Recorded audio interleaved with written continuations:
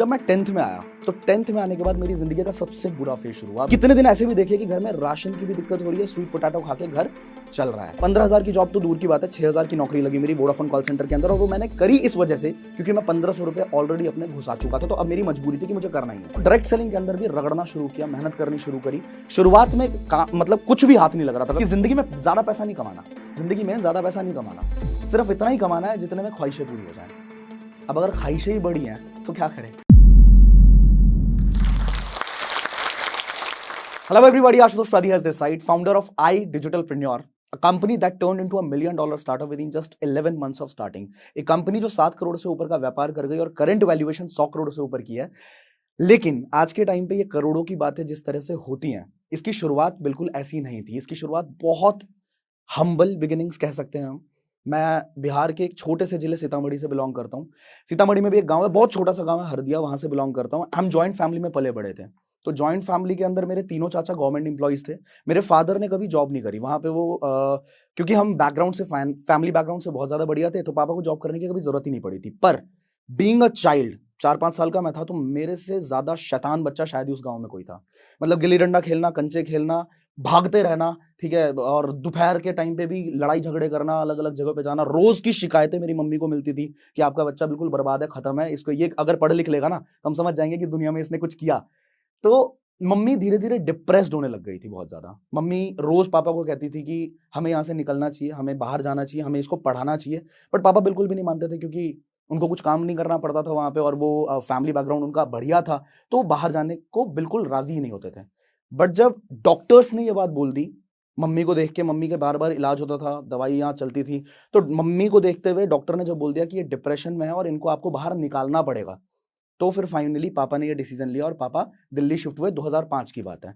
पापा जब दिल्ली शिफ्ट हुए, 4-5 महीने उन्होंने काम किया, उसके बाद वो हमको लेके आए वहां से। मैं आया, मेरी उम्र उस टाइम पे 6-7 साल की होगी। लेकिन शैतानी यहाँ भी जारी थी। यहाँ पे भी पहली बार जिंदगी में मैंने मोटर देखा तो मोटर खराब कर दिया, टूटी देखी टूटी खराब कर दी, नीचे वाले के घर में गए टीवी खराब कर दिया। मतलब एकदम ही शैतान बच्चा जिसको बोलते हैं। बट इन सबसे मेरे पापा को फर्क पड़ता था, क्योंकि ये मुझे देखने को मिला धीरे धीरे कि पापा को अपनी जेब से भरपाई करनी पड़ती है, तो पैसों का थोड़ा सा महत्व मुझे वहां पे समझ आना शुरू हुआ। बट देन शैतानी तो शैतानी है, दिल्ली शिफ्ट हो भी चुका है। एक चीज मैंने देखी कि उस टाइम पे पापा सिर्फ 5,000 की जॉब करते थे। सुबह 5 बजे जाते थे, 11 बजे रात को आते थे। उन्होंने मेरे को कितनी बार, अब जब हम बड़े हुए हैं तो बताते हैं कि हमने अपने बच्चों को कभी ऐसे बड़ा होते हुए नहीं देखा, हमने ऐसे बड़ा होते हुए देखा है। मतलब 5 बजे जब मैं जाता था तब भी मैं सो रहा होता था, मतलब पापा जब जाते थे तब भी मैं सो रहा होता था। वो जब आते थे रात के 11 बजे तब भी मैं सो रहा होता था। तो that was the initial life जो हमारी फैमिली में रही है। फिर जब स्कूलिंग करने की बात आई तो मेरे को गुवाहाटी भेज दिया गया 1 साल के लिए, केंद्रीय विद्यालय, क्योंकि पापा को किसी ने बोला कि केंद्रीय विद्यालय में बढ़िया पढ़ाई हो जाती है। एंड सबसे मेजर रीजन था कि उस पर 3 महीने की फीस सिर्फ 500 रुपए होती थी। तो फाइनेंशियल क्राइसिस इतनी थी, क्योंकि पापा गांव को छोड़ के आ चुके थे और अब अपने दम पे करना था उनको सब कुछ, तो कहीं ना कहीं से कॉस्ट कटिंग करने की कोशिश चलती थी। मुझे 1 साल के लिए भेज दिया गया असम, और वो मेरी लाइफ का सबसे बड़ा मेजर रोल रहा है। क्योंकि असम में ना सारे बच्चे मेरे आसपास के सब असमीज बोलते थे, मुझे हिंदी आती थी, मुझे असमीज भाषा आती ही नहीं थी। तो प्रॉब्लम ये होती थी कि धीरे धीरे मुझे कॉर्नर किया जाना शुरू हो गया। मतलब बुली जिसको बोलते हैं ना, कि अरे भाई ये तो पता नहीं कहां से आ गया, कोई बात ही नहीं कर रहा, कोई दोस्त ही नहीं बन रहा मेरा। तो दैट वाज माय पॉइंट, जहां पे मैंने बहुत इंफीरियोरिटी कॉम्प्लेक्स को फील किया। वापिस आया मैं 1 साल के बाद, दिल्ली वापिस आया। मैंने ना लोगों से पूछना शुरू कर दिया, मतलब मम्मी से पूछता था, पापा से पूछता था कि पापा अमीर कैसे बनते हैं, पैसा कैसे कमाते हैं। क्योंकि एक चीज फील कर ली थी मैंने कि जो अमीर का बच्चा है ना, उसको भी बहुत इज्जत मिल रही है, उसके आसपास भी बहुत सारे दोस्त बन रहे हैं, दोस्ती हो रही है। तो मैंने मम्मी से पूछा कैसे अमीर बनते हैं। मम्मी कहती थी, क्योंकि हम नॉर्थ इंडिया से हैं, तो मम्मी कहती थी कि अगर तुमने पढ़ाई अच्छी कर ली, अगर तुमने ग्रेड्स बढ़िया ले लिया, अगर तुमने सरकारी नौकरी ले ली, आईएएस बन गए, तो तुम अमीर बन जाओगे, तो तुमको पढ़ाई करनी पड़ेगी। ठीक है, दिमाग में धीरे धीरे फीड होना शुरू किया हुआ कि पढ़ाई करनी पड़ेगी, जितनी ज्यादा पढ़ाई करूंगा उतना ज्यादा अच्छी जिंदगी मिल सकती है। एक बार गलती से 7th क्लास की बात है, एसएसटी में मेरे 32 में से 32 नंबर आ गए, फुल नंबर आ गए। पहली बार जिंदगी में मैंने लाइमलाइट को फील किया। पहली बार मैंने देखा कि हर बंदा मेरे आसपास आने की कोशिश कर रहा है। जो बंदा सीधे मुंह बात भी ना करे, वो भी कह रहा है कि भाई अगले पेपर में तेरे नीचे बैठूंगा, मैं तेरे साथ बैठूंगा भाई। तो वो जो लाइमलाइट मैंने फील की ना, मेरे को समझ आ गई कि अगर मैं पढ़ूंगा तो लोग मेरी इज्जत करेंगे। ठीक है, उसके बाद तो मैंने ठान लिया था कि अब मैं दिखाऊंगा कि मैं क्या चीज हूं। रगड़ना शुरू किया, दिन के 12-12 घंटे पढ़ाई करने लगा था मैं। और उस एक चीज रहती थी दिमाग में कि अगर पीटीएम में मेरे पापा जा रहे हैं तो बोर्ड में सबसे ऊपर मेरा नाम दिखना चाहिए। And that happened, actually happened. 10th में 10 सीजीपीए सिक्योर किया, नवभारत टाइम्स में फोटो आई मेरी, बहुत सारे प्राइजेस, अवार्ड्स, गिफ्ट्स मिले, सर्टिफिकेशंस मिली। इनफैक्ट दिल्ली गवर्नमेंट ने 5,000 रुपए भी दिए। मैं अपने घर में ना अपने जनेऊ को पकड़ के ऐसे ऐसे हाथ बजाता रहता था, तो मम्मी को लगा कि इसको गिटार में बहुत ज्यादा इंटरेस्ट है, ये गिटार विटार बजाना चाहता है। तो घर वालों से लड़के, पापा से लड़के इनफैक्ट 1500-2000 का मुझे एक गिटार दिलवाया और मैंने एक स्किल सीखी जिंदगी में पहली बार, गिटार। कुछ ही महीनों के अंदर I was one of the best guitarist in the school. इसके बाद 10th में जब मैं आया, अभी तक लाइफ बहुत सॉर्टेड चल रही थी, पर 10th में जब मैं आया तो जिंदगी का सबसे बुरा फेज शुरू हुआ। उस टाइम पे मेरे पापा की जॉब छूट गई, और जब पापा की जॉब छूटी, उनकी एज इतनी हो चुकी थी कि उनको जॉब मिल भी नहीं रही थी। किसी तरीके से छोटा मोटा काम करके वो 15-20 हजार रुपए कमा रहे थे, किसी तरीके से क्रेडिट कार्ड को यूज करके कर्जे लेके, किसी तरीके से सिर्फ घर का मतलब हमें पाल रहे थे। एक तरीके से स्कूल की फीस जा रही थी, घर का किराया जा रहा था, किसी तरीके से घर का गुजारा चल रहा था उस टाइम। अब जब मैं टेंथ में आया तो 10th में आने के बाद मेरी जिंदगी का सबसे बुरा फेज शुरू हुआ। अभी तक सब कुछ ठीक ठाक चल रहा था, बट 10th में आने के बाद मेरे फादर की जॉब खत्म हो गई, जॉब छूट गई।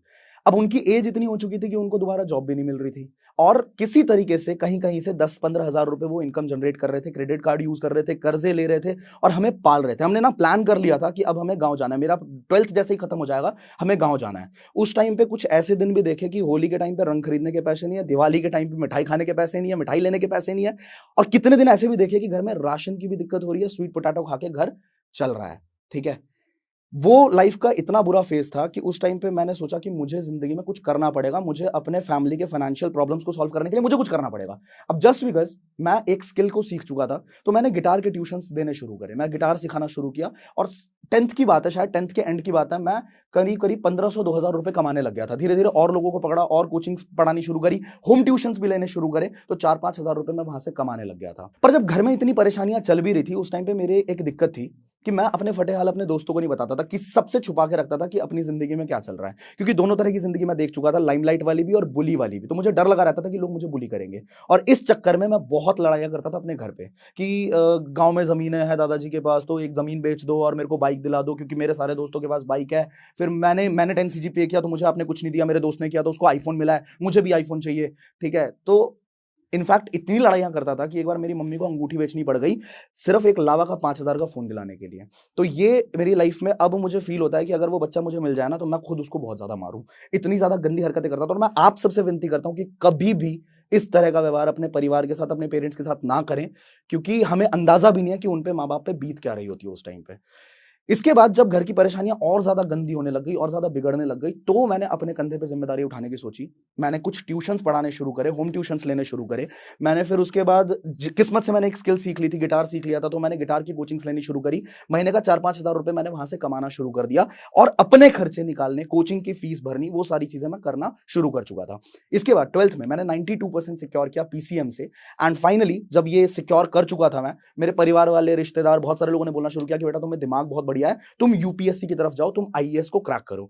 मैं भी थोड़ा सा फैसिनेट हो चुका था, क्योंकि मैंने देखा कि नीली बत्ती की गाड़ी मिल सकती है, नौकर चाकर हो सकता है, तो मैं बहुत फैसिनेट हुआ। मैंने अपनी स्ट्रीम शिफ्ट करी, आर्ट्स में शिफ्ट हुआ, मोतीलाल नेहरू कॉलेज दिल्ली यूनिवर्सिटी के अंदर मैंने एडमिशन लिया। तो जब मैं कॉलेज के अंदर गया, एक सबसे बड़ा लाइफ का ट्रांजिशन मुझे वहां पे देखने को मिला कि मैं जा रहा हूं, टीचर पढ़ाने आ रहे हैं, और 4 बच्चे हैं बस क्लास के अंदर जो पढ़ने आ रहे हैं। अब मैं उनसे पूछ रहा हूं कि तुम क्या करने आए हो, तो वो भी यूपीएससी की तैयारी करने आए हुए हैं। अब मैं देख रहा हूं कि यार 4 दिन बीत गए, 10 दिन बीत गए, मैं देख रहा हूं बाकी बच्चे कहां पे हैं। तो बाकी बच्चे, कोई पहाड़ी पे जा रहा है, हमारे मोतीलाल के पीछे पहाड़ी थी एक, कोई पहाड़ी पे जा रहा है, कोई वहां पे सत्य निकेतन में घूम रहा है, कोई कुछ कर रहा है। अब कहा जाता है you are the average of the 5 people you spend your most time with. जिन लोगों के बीच में रहोगे वैसे ही बन जाओगे। धीरे धीरे वो 4 बच्चे जो थे वो भी धीरे धीरे खिसकने शुरू हो गए। तो ऑब्वियस सी बात है, अकेला बच्चा तो पढ़ेगा नहीं, एक बच्चा, 2-3 बच्चे और आ रहे हैं। तो धीरे धीरे बुरी संगतों के अंदर मैं भी जाना शुरू हो गया, और उसके बाद यूपीएससी का सपना तो धीरे धीरे सपना ही रह गया। फिर मैंने थोड़े टाइम बाद, 6-8 महीने बाद रियलाइज किया कि मुझे जिंदगी में कुछ करना पड़ेगा। ऐसा तो मैं कभी नहीं था, और ऐसा मुझे बनना भी नहीं है। मैंने जॉब ढूंढनी शुरू करी, बिकॉज मेरे को एक बात समझ आ गई थी कि मेरे को यहां आना बंद करना है, कॉलेज जाना बंद करना है। कॉलेज अगर जाऊंगा भी तो सिर्फ पेपर देने जाऊंगा। फिर मैंने जॉब ढूंढी, कंसल्टेंसी के कॉल्स आने शुरू हुए, मैंने ऑनलाइन फॉर्म फिल करे, कंसल्टेंसी के कॉल्स आए, बहुत छोटी छोटी गलियों में बुलाया, करोल बाग के अंदर छोटा सा ऑफिस, वहां पे गया मैं। 1500-2000 मेरी जेब में थे, जो गिटार सिखा के मैंने थोड़े बहुत बचा रखे थे। वहां पे उस औरत ने मेरे को इतना इन्फ्लुएंस कर दिया कि बस 500 रुपए तुरंत दे दो, अभी अर्जेंसी क्रिएट कर दी कि आपको 15,000 की जॉब चाहिए, बिल्कुल मिल जाएगी, लेकिन अभी भरना पड़ेगा क्योंकि पीछे लाइन लगी पड़ी है। 500 रुपए निकाल के जैसे ही मैंने दिया, उन्होंने बोला कि अगले संडे को यहाँ पे ट्रेनिंग होने वाली है बेटा, वहां पे चले जाना, 1,000 रुपए और देने पड़ेंगे। अब मैं ऐसा खींच चुका था कि यार अभी पहले बता देते 500 रुपए नहीं देता मैं इसको, बट अब जाना पड़ेगा क्योंकि 500 दे चुका हूं। वहां पे जाके ट्रेनिंग के दिन 1000 रुपए और दे दिए। फाइनली 15,000 की जॉब तो दूर की बात है, 6,000 की नौकरी लगी मेरी वोडाफोन कॉल सेंटर के अंदर, और वो मैंने करी इस वजह से क्योंकि मैं 1500 रुपए ऑलरेडी अपने घुसा चुका था। तो अब मेरी मजबूरी थी कि मुझे करना ही है। तो दिल्ली जैसे शहर में अगर आप सुबह 8 बजे निकलोगे मेट्रो के अंदर, पैर रखने तक की जगह नहीं होती। ऐसे दिन भी देखे हैं, लोगों की बगलें सूंघ रहा हूं, धक्के मिल रहे हैं इधर उधर, और फिर भी इंसान जा रहा है। रमेश नगर में मैं जाया करता था, 700 कॉल्स एक साथ बज रहे होते थे वहां पे, पूरा मतलब ऑफिस पूरा एक के बाद एक कॉल्स लगे हुए हैं, टनना टनना टनना, नमस्कार सर मैं वोडाफोन से बात कर रहा हूं, और ये वॉइस पूरे दिन चीख चीख के बातें कर रहा हूं। घर जब गया रात को कान में बज रहा है टनना टनना टनना, बट फिर भी मैंने छोड़ा नहीं, मैं वापस गया वहां पे। जब मैं 6,000 की नौकरी कर रहा था, उसमें भी मैंने जनवरी मंथ में स्टार्टिंग करी थी, और मुझे पता लगा कि फरवरी के 20 तारीख तक मुझे पेमेंट मिलने वाली। वो 6,000 रुपए की जो मैं बात कर रहा हूं, वो भी फरवरी के 20 तारीख तक। मतलब वो कंपनी इस तरह से काम करती थी कि अगले महीने के 20 दिन भी काम करा लेगी ताकि आप छोड़ ना पाओ। पर फिर भी मैं कर रहा था क्योंकि 1500 रुपए जा चुके थे मेरे, और वो मुझे निकालने थे। बट किस्मत की बात है, 7 दिन के बाद ही, मुझे मंगलवार का दिन था, मुझे याद है, तो मेरी कॉल एक ऐसे इंसान को लगी जो एक कंपनी के फाउंडर थे, क्लास प्लस, जो कि एक बहुत नामी ब्रांड आज के टाइम पे बन चुका है। तो उन्होंने मेरी आवाज को फोन पे ही पसंद कर लिया। उनको लगा कि यार ये बहुत इन्फ्लुएंशियल बंदा है। उन्होंने मुझसे पूछा कि brother how much are you getting paid over there. मैंने बताया उनको कि मेरी मेरी इनकम 12,000 है। मैंने ये नहीं बोला 6,000 है, मैंने सीधा बोला 12,000 है। उन्होंने बोला कि मैं आपको इससे ज्यादा पे कर सकता हूं, आप आ जाओ इंटरव्यू के लिए। मैं अगले दिन इंटरव्यू के लिए पहुंचा, पतला दुबला सा लड़का, वो सामने बैठे हुए थे। उन्होंने बोला कि मुझे तो लगा कि आप कम से कम 25-26 साल के हो गए, आप तो बच्चे हो यार। मैंने सीधा बोला कि सर आपने कौन से पहले दिन पैसे देने हैं मुझे, आप काम करा के देख लो, 1 महीने में काम करके अगर आपको लगता है कि मैं आपके लायक हूं तो आप मुझे पेमेंट दे देना। तो सिर्फ 7 दिन के अंदर 6,000 रुपए से 14,000 रुपए की इनकम पे मैं शिफ्ट कर चुका था। मेरी जॉब वहां पे स्टार्टअप के अंदर लग चुकी थी। मैंने एक चीज नोटिस करी, वो मेरी लाइफ का एक स्ट्रॉन्ग पॉइंट था, कि वहां के जो लड़के थे जिन्होंने स्टार्टअप को रन करना शुरू किया था, उनकी एज सिर्फ 22 साल थी और वो करोड़ों रुपए कमा रहे थे, और मैं उस टाइम पे 19 साल का था और मेरी जॉब लगी थी सिर्फ 14,000 रुपए में। मैंने एक चीज नोटिस करी कि यार इन लड़कों के पास ऐसा क्या दिमाग है, क्या ऐसा सिखाया गया है इन्हें कि ये करोड़ों में धंधा कर रहे हैं, और मेरे पास तो कोई आइडिया ही नहीं है अगले 3 साल बाद भी मैं कैसे करोड़ों रुपए का, मतलब कोई आइडिया नहीं है कि मैं ऐसा कुछ करोड़ों रुपए का कर सकता हूं। मैं उनसे पूछना शुरू किया कि भैया क्या पढ़ते हो आप लोग, कुछ करते हो क्या, मैं कैसे कर सकता हूँ ये सारी चीजें। उन्होंने मुझे कुछ किताबें सजेस्ट करी, सेल्फ डेवलपमेंट की कुछ बुक्स सजेस्ट करी, मैंने पढ़ना शुरू किया। मैं जब भी आया जाया करता था मेट्रो के अंदर, बस के अंदर, तो मैं किताबें पढ़ना शुरू किया। संदीप माहेश्वरी जी, विवेक बिंद्रा जी, अच्छी अच्छी वीडियोस देखनी शुरू करी। उसके बाद ना धीरे धीरे धीरे धीरे मेरे अंदर बहुत सारा, कह सकते हो आप, ज्ञान डेवलप होना शुरू हुआ, बहुत सारा नॉलेज डेवलप होना शुरू हुआ। और जब इंसान के अंदर बहुत सारी नॉलेज आने लग जाती है तो अंदर से भर जाता है इंसान, और उसको निकालना होता है कहीं पे। तो मैं अपने प्रिंसिपल के पास गया कॉलेज में, मैंने बोला कि मुझे एक ऑर्गेनाइजेशन शुरू करनी है जहां पे मैं communication skills, public speaking, subconscious mind, law of attraction, goal setting, leadership, इन सारी चीजों को सिखाना चाहता हूं। क्योंकि मैंने उनको बोला कि सर मैं जानता हूं कि 1 करोड़ से ज्यादा ग्रेजुएट्स हर साल इंडिया में प्रोड्यूस होते हैं, बट किसी भी गवर्नमेंट सेक्टर या प्राइवेट सेक्टर के लिए प्रैक्टिकली पॉसिबल नहीं है कि 25 लाख से ज्यादा जॉब क्रिएट कर दे। तो इससे अंडर एम्प्लॉयमेंट भी बढ़ रहा है, अनएम्प्लॉयमेंट भी बढ़ रहा है। अगर हमें सच में लोगों को कामयाब करना है तो हमें उनके स्किल डेवलपमेंट पे फोकस करना पड़ेगा। हमारे प्रिंसिपल को ये बात बहुत पसंद आई, उन्होंने मुझे तुरंत परमिशन दे दी। मैंने एक ऑर्गेनाइजेशन बनाई जिसका नाम था इवोल्यूशन। पहली ऑर्गेनाइजेशन, इतना सक्सेसफुल कर दिया उसको कि बहुत सारे कॉलेजेस से मुझे बुलाया जाने लगा। दिल्ली यूनिवर्सिटी के ऑलमोस्ट हर कॉलेज से मुझे इन्विटेशन आई। मैंने बहुत सारे इवेंट्स किए, बहुत सारे, मतलब बहुत सारे इवेंट्स किए। हाँ, मैं उस टाइम पैसे नहीं कमा रहा था, बट मैंने इवेंट्स बहुत सारे किए और हजारों स्टूडेंट्स को उस टाइम पे ट्रेन किया, जबकि मैं सिर्फ सेकंड ईयर में। फिर उसके बाद मैंने अपना यूट्यूब चैनल शुरू किया। व्यूज नहीं आ रहे थे, कुछ भी नहीं आ रहा था, मतलब ना व्यूज आ रहे, ना लाइक्स आ रहे, ना शेयर्स हो रहा, कुछ भी नहीं हो रहा। बट हाँ, अभी तक के एक्सपीरियंस से एक बात समझ आ गई थी कि कंसिस्टेंसी जरूरी है, लगातार डालता रहूंगा तो कुछ ना कुछ होगा। अब आता है असली गेम। लॉकडाउन आ गया 2020 में, और यहां से गेम पूरा बदल जाता है। लॉकडाउन में लोग घर पे बैठे हुए हैं, कंटेंट कंजम्पशन बढ़ गया, तो मेरे चैनल पे भी व्यूज आने शुरू हुए, लोगों ने पसंद करना शुरू किया, 10-15 हजार सब्सक्राइबर्स हो गए। अब इस टाइम पे लॉकडाउन के दौरान मैं लिखता हूं एक ई बुक लिखी, जिसमें मैंने अपने पूरे 3 साल के एक्सपीरियंस को, कि कैसे मैंने जीरो से स्क्रैच करते हुए 1 लाख रुपए की इनकम अचीव करी, तो मैंने एक ई बुक लिख डाली। 300 रुपए की ई बुक, 15,000 सब्सक्राइबर्स के दम पे मैंने लगभग 8 से 9 लाख रुपए कमाए सिर्फ ई बुक को सेल करते हुए। लोगों ने बहुत ज्यादा पसंद किया, धीरे धीरे मेरी पहचान बढ़ने लग गई, लोग पहचानने लग गए, लोग बहुत सारे फॉलो करने लग गए। तो एकदम जिंदगी को शिफ्ट करना बोलते हैं ना, 2020 में वो चीज मेरे साथ हुई। हमारे परिवार में एक ऐसा दिन आया था जब हम देख रहे थे कि मतलब पैसों की एक तरीके से समझ लो बारिश हो रही है। अनायास ही मेरे मुंह से वो भी उस वक्त पे हो रहा था जिस वक्त पे लोग पैसा नहीं कमा पा रहे थे, उनके पास कोई सोर्स ही नहीं था, लोग घर में बैठे हुए थे, लॉकडाउन लगा हुआ था, कोई भी बाहर नहीं जा रहा था। उस टाइम पे मेरे घर में पैसे आ रहे थे। तो एक दिन अनायास ही ऐसे ही बालकनी में खड़े खड़े मेरे मुंह से निकला जय महाकाल। और उस जय महाकाल के निकलने के जस्ट आधे घंटे के अंदर मैंने एक गाना लिख दिया जय महाकाल, जो आज के टाइम पे बहुत वायरल है यूट्यूब के ऊपर। 7 मिलियन व्यूज है, इंस्टाग्राम पे 2 लाख से ज्यादा रील्स बने हुए हैं उसके ऊपर। एंड सबसे ज्यादा खुशी तब होती है जब मैं वापस उज्जैन कभी जाता हूं तो गली मोहल्ले में बहुत सारे लोग ऐसे मिलते हैं जो मुझे पहचान लेते हैं शक्ल से, और जगह जगह पे अपना खुद का गाना सुनने को मिल जाता है। इनफैक्ट इस बार जब मैं गया था तो मुझे पंडित जी ने पहचान लिया और उन्होंने मुझे गर्भगृह के अंदर बुलाया और वहां पे आधे घंटे तक महाकालेश्वर की पूजा करवाई बहुत अच्छे से। तो वहां मुझे फील होता है कि सुप्रीम की एनर्जी सबसे ऊपर है। तो 2020 में ही मैंने खुद को एनालाइज किया कि मुझे इतने जबरदस्त रिजल्ट्स, इतनी जबरदस्त ग्रोथ मिली कैसे, और जवाब यह था कि पावर ऑफ स्किल्स। आज के टाइम पे हर बंदा पढ़ाई करता है, मैंने भी बहुत सारी पढ़ाई करी, बहुत अच्छी पढ़ाई करी, बट हर इंसान अपने स्किल्स को पॉलिश नहीं कर पाता, अपने स्किल को डेवलप नहीं कर पाता। अब सवाल यह है कि अगर आप देखोगे आज के बच्चों में कि 4 लोगों में बात करने में बहुत ज्यादा कंफर्टेबल है, बट जब बारी आती है 40-50 लोगों में, 400-500 लोगों में बात करने में पैर कांपने शुरू हो जाते हैं, दिल की धड़कनें बढ़ जाती है, कान गर्म हो जाते हैं, बहुत ज्यादा डर लगने लग जाता है। अब यही है स्किल्स जो हमें डेवलप करने पड़ेंगे, क्योंकि अगर कॉम्पिटिटिव एडवांटेज मार्केट में चाहिए तो आपको कुछ अलग से सीखना पड़ेगा। आज के टाइम पे ना दुनिया इतनी तेजी से बदल गई है पिछले 10 सालों में, जितनी पिछले 100 साल में भी नहीं बदली थी। कमाने के बहुत सारे जरिए हैं, पैसा कमाने के बहुत सारे सोर्सेस है। यूट्यूब से पैसा कमा सकता है इंसान, इंस्टाग्राम से पैसा कमा सकता है, ब्रांड कोलैबोरेशंस करके पैसा कमा सकता है, पर सिखाता ही कोई नहीं। और अगर किसी को सीखना भी हो, मान लो कोई स्किल सीखना है, तो वो इतना महंगा है मार्केट में कि वो एक मिडिल क्लास बच्चा अफोर्ड ही नहीं कर सकता। उसको पब्लिक स्पीकिंग सीखने 40-50 हजार कहीं नहीं गए। अगर उसको डिजिटल मार्केटिंग सीखनी है तो उसमें भी उसको बहुत सारा पैसा देना पड़ेगा।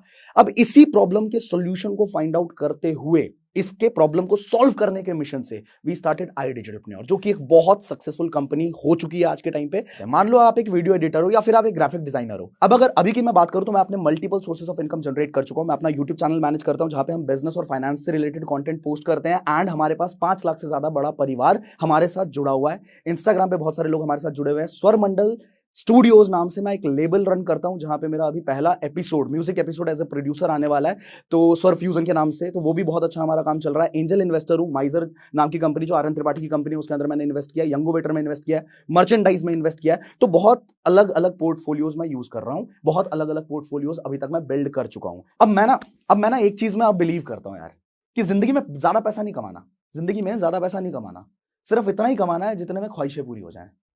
अब अगर ख्वाहिशें ही बड़ी हैं तो क्या करें। मैं अपनी कहानी से आपको 3 लर्निंग्स देना चाहता हूं, जो लर्निंग्स अगर आप इंप्लीमेंट करेंगे तो आप अपनी पूरी जिंदगी को सच में बदल लेंगे। पहली चीज है कंसिस्टेंसी। अगर आप कंसिस्टेंट रहे ना, ये कहावत आपने शायद सुनी होगी, करत करत अभ्यास थे जड़मती होत सुजान, रसरी आवत जाते थे सिलपड़ पड़त निशान। मतलब एक रस्सा जो होता है ना, जो कुएं के बाहर लगा होता है, वो बार बार नीचे जाता है, बाल्टी लेके बार बार ऊपर आता है, तो एक रस्से के रगड़ की वजह से उस पत्थर पे निशान पड़ जाता है। That is the power of being consistent. अगर आप कंसिस्टेंट हो, कुछ भी कर लो, ठीक है। अगर पढ़ाई करनी है, स्टूडेंट हो आप, अगर आपको कोई जॉब क्रैक करना है, एग्जामिनेशन खत्म करना है, मतलब कॉम्पिटिटिव एग्जामिनेशन को क्रैक करना है, बिजनेस में बहुत बढ़िया करना है, जस्ट बी कंसिस्टेंट, आप बहुत बड़ा गेम क्रिएट कर सकते हो। दूसरी चीज, जिंदगी में आपको ना मिलता उतना ही है जितना आप डिजर्व करते हो। अगर आप डिजर्व नहीं करते तो उससे ज्यादा आपको नहीं मिलने वाला। मैं बहुत सारे लोगों से मिलता हूं, बहुत सारे लोग बोलते हैं सर ये बंदा ना बहुत मेहनती है, वो बंदा बहुत मेहनती है। भाई मैं आपको बताना चाहता हूं, जिस दिन शीशे में खड़े होकर अपनी आंखों में आंखें डाल के आपने ये बात बोल दी ना कि मेरे से ज्यादा मेहनती मैंने शायद आज तक देखा ही नहीं, उस दिन आप अपनी जिंदगी को बदल दोगे। आपको मेहनती बनना पड़ेगा, क्योंकि मिलेगा उतना ही जितना आप डिजर्व करोगे। एंड जेन्युइनली मैं आपको बता रहा हूं, मैं इतना काम कर लेता हूं कि मैं गर्व से अपनी आंखों में आंखें डाल के ये बात बोल पाऊं कि भाई मैंने तुझसे ज्यादा मेहनती इंसान अभी तक नहीं देखा। तीसरी चीज जो आपको ध्यान रखनी है कि self investment is the best investment. देखो मैंने आपको पहले भी बोला था, you are the average of the 5 people you spend your most time with. एक अगर शराबी है, वो शराबी अगर पंडितों के बीच में बैठ जाए, 10 दिन तक बैठ जाए, तो 11वें दिन में वो हो सकता है वो कोई ना कोई श्लोक बोल देगा। और अगर पंडित है, वो अगर अपनी संगत को बदल ले और शराबियों के बीच में बैठने लग जाए, तो हो सकता है 11वें दिन, 12वें दिन, 15वें दिन में उसके मुंह से भी बोतल लग जाएगी। मतलब क्या है कि अगर आपको अपने आप को बदलना है तो अपने आप को जानबूझ के ऐसे लोगों के सर्कल में लेके जाना पड़ेगा, चाहे उस पर इन्वेस्ट करना पड़ जाए, चाहे कुछ भी करना पड़ जाए। ऐसे लोगों के सर्कल में लेके जाओ जहां पे आपकी वृद्धि हो, आपका ज्ञान डेवलप हो, आपको अच्छे लोग, या तो किताबें पढ़ने शुरू कर दो या तो उनके कंटेंट को कंज्यूम करना शुरू कर दो। जैसे आप जोश टॉक्स को देखते हैं, जोश टॉक का मिशन मुझे बहुत पसंद है कि वो लोगों से कनेक्ट करता है। गांव गांव, हर एक छोटे से छोटा बच्चा, कस्बा, वहां के लोग भी इससे कनेक्ट कर पाते हैं, क्योंकि इसकी स्टोरीज, मैं खुद इससे बहुत ज्यादा इंस्पायर हुआ हूं। तो ऐसी वीडियोस देखें, ऐसे कंटेंट को कंज्यूम करें, ऐसी किताबें पढ़ें, ऐसे लोगों के कोर्सेज हैं तो कोर्सेज में पार्टिसिपेट करें, लोगों से मिलने जाएं, और जानबूझ के अपने आप को आपको बदलना पड़ेगा ऐसे लोगों के सर्कल में घुस के। याद रखना, self investment is the best investment. Share market, mutual fund, सबसे बड़ा इन्वेस्टमेंट, सबसे बड़ा रिटर्न आपको आपका दिमाग देने वाला है। तो ये थी मेरी कहानी, और अभी हमने पहला चैप्टर कंप्लीट किया है, अभी पूरी जिंदगी बची हुई है, बहुत कुछ करने वाले हैं हम। तो इस पूरी कहानी से आपको सबसे वैल्यूएबल पॉइंट्स क्या मिले हैं, इन 3 लेसन्स जो मैंने एंड में दिए, इसमें से सबसे ज्यादा वैल्यूएबल लेसन कौन सा लगा था आपको, आप कमेंट सेक्शन के अंदर जरूर बताना। क्योंकि आप जोश टॉक्स देख रहे हैं, तो जाहिर सी बात है कि आप अपनी जिंदगी में कुछ बड़ा करना चाहते हैं और वो सारे स्किल्स सीखना चाहते हैं जिनसे आप अपने सपने पूरे कर सकें। और आपके इन्हीं सपनों को पूरा करने में मदद करता है जोश टॉक्स का इंग्लिश स्पीकिंग ऐप, जिसमें हम आपकी मदद करते हैं उन सारे स्किल्स को सीखने में जिनसे आप बाकियों से आगे बढ़ सकते हैं। चाहे इंग्लिश बोलने में कॉन्फिडेंस और फ्लुएंसी की कमी हो या पर्सनालिटी डेवलप करने में परेशानी हो रही है, इस सब के लिए आपको वन स्टॉप सॉल्यूशन हम देना चाहते हैं और इसका नाम है जोश टॉक्स इंग्लिश स्पीकिंग ऐप। तो इंतजार किस बात का है? आज ही डाउनलोड कीजिए जोश टॉक्स इंग्लिश स्पीकिंग ऐप और अपनी सक्सेस की तरफ एक नया कदम बढ़ाइए। Click the link now.